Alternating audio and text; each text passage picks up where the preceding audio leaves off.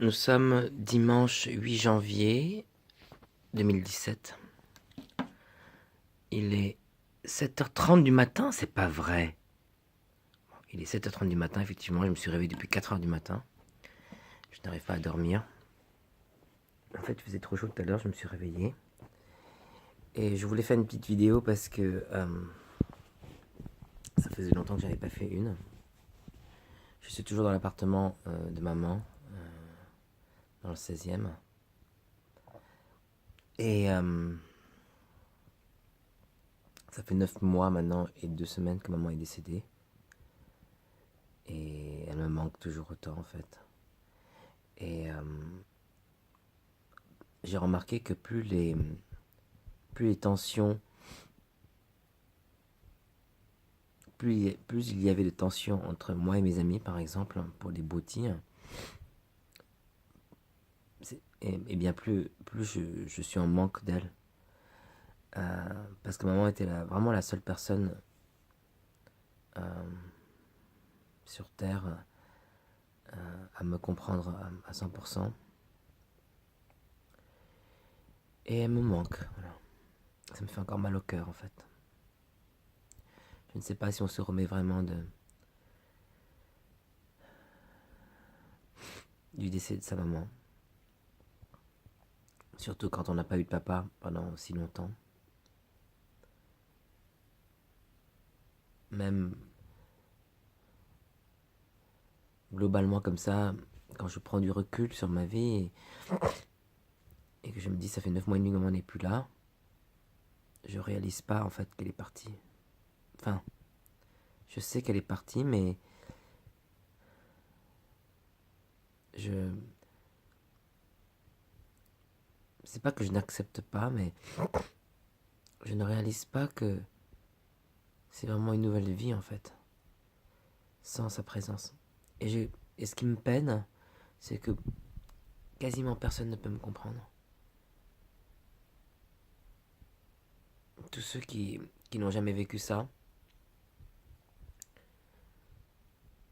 pensent qu'un jour ou l'autre les parents doivent partir, euh, disent que oui, regarde-moi, je suis très indépendant, je travaille et je suis pas attaché comme ça à mes parents. Mais j'ai envie de dire, c'est parce que vous avez encore des parents en fait.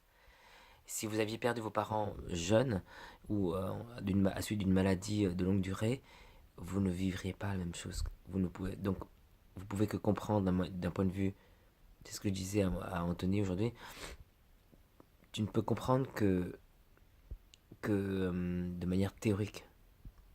Tu ne peux pas vivre, tu ne peux pas ressentir la peine. Et Marine était d'accord avec moi à ce moment-là. Mais c'est pas la faute d'Anthony, il ne peut pas comprendre. À un moment donné, il a comparé la douleur de, de la peine de cœur qu'il a eue, voilà, et comme Oscar d'ailleurs, il avait dit ça aussi, et avec ma peine avec ma mère, mais c'est rien à voir, c'est deux choses très différentes. Moi, je prétends pas connaître la peine de cœur, c'est pas des choses que j'ai eues, mais la peine d'avoir perdu ma mère, ça, il y a que moi et Marine qui connaissons ça. Et c'est très dur parce qu'il y a tellement de moments dans la vie où on se repose sur le fait de savoir qu'on a des parents et qu'ils nous aiment et tout ça. C'est ça qui nous fait tenir.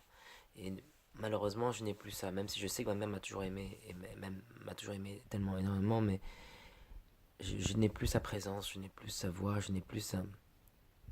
Alors il faut que je garde en mémoire. Puis j'ai envie de parler d'autre chose, j'ai envie de dire aussi que j'ai très peur de l'oublier. J'ai très peur d'oublier tous ces instants très présents qui faisaient partie de mon quotidien, son toucher, son odeur, l'idée de son odeur, euh, tout ce qui était, toute l'affection qu'elle me donnait en parole, en gestuelle, par son existence.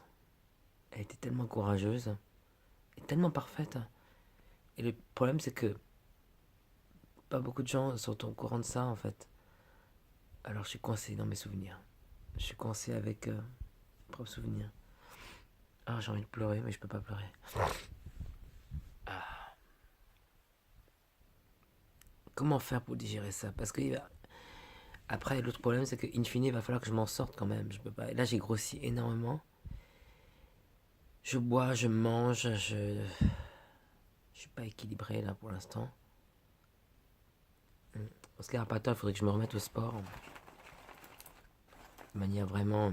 Je prends quelques pop-corn. Intense. Il faudrait que je me remette au sport pour reprendre confiance en moi. Me refaire une santé.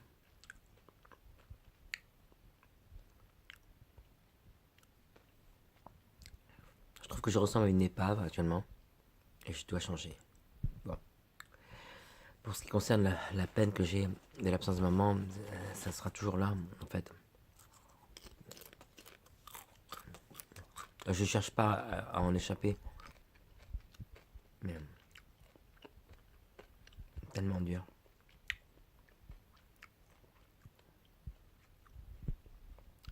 Je ne sais pas si un jour, si j'ai une famille, si cette peine-là disparaîtra. Il y aura une frustration de ne pas avoir la possibilité de parler de ma mère à mes enfants.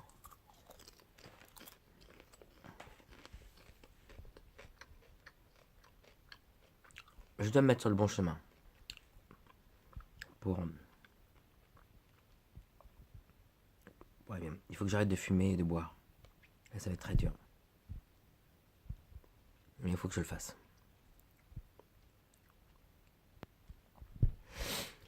En plus, mes poumons, là. Enfin, voilà. Je vais pas faire une vidéo trop longue aujourd'hui, mais...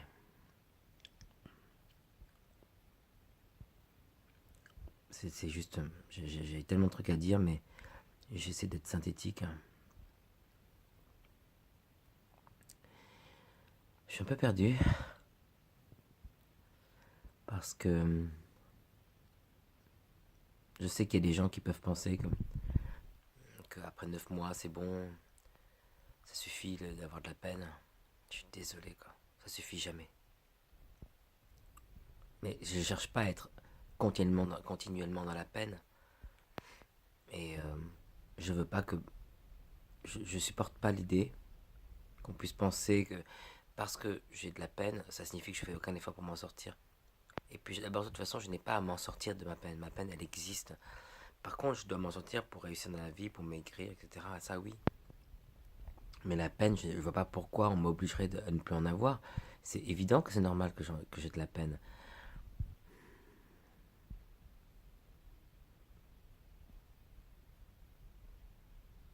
Il faut que je me concentre.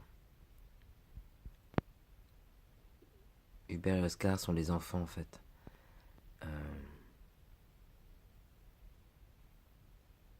Et je suis en train de régresser à les côtoyer trop. Hubert est adorable, Oscar aussi, c'est vrai. Mais il est drogue. Hubert est juste vraiment trop addict. Et démissionnaire dans la vie. Et Oscar est un. Et aussi complètement taré, quoi. C'est un donneur de leçon de morale. Et j'en reviens pas que, alors qu'on avait organisé, on avait décidé certaines choses, et que il impose deux personnes qui sont vraiment des gens grotesques. Je trouve ça hallucinant. Ça m'a gâché ma soirée. Et à ce moment-là, que je comprends à quel point ma mère me manque. Parce que l'affection et c'est pas la relation que j'avais avec ma maman, de confiance et de confidence, elle a été inégalable. C'était ma confidente, ma première confidente. C'était la personne que j'aimais le plus au monde.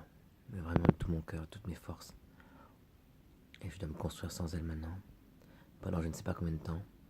Et ça va être très dur. Enfin voilà. Bon, sur ces belles paroles, pleines d'espoir.